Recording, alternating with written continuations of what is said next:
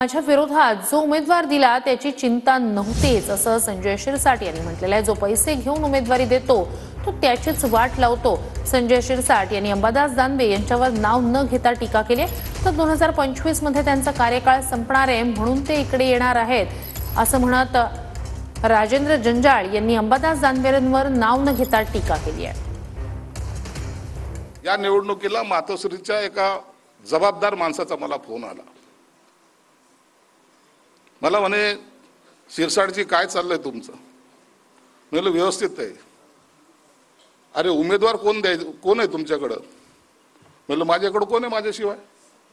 अरे तसं नाही, आमचा उमेदवार कोण आहे? म्हणजे पक्ष त्यांचा उमेदवार कोण ते मला विचारतायत। उमेदवार कोण द्यायचा हे सुद्धा आपण ठरवत होतो म्हणून जंजाळ चिंता मला त्याची नव्हतीच। मला चिंता आपल्या लोकांची होती की ज्यांनी पैसे खाल्ले त्याचं काय होणार आहे। आता या गद्दाराला आपण गाडल्याशिवाय राहणार नाही। पैसे किती घेतले ते मी कधी कुणाला सांगणार नाही। हे सगळे गेलेले 5 लोक एकही माणूस विधानसभा बघणार नाही। ज्याचं मनही काळ आहे आणि रंगही काळ आहे तो माणूस म्हणत होता, पण झालं उलट। या जिल्ह्यामधलं एकही सीट महाविकास आघाडीला निवडून येता आलं नाही। सगळे सीट या ठिकाणी आपले निवडून आले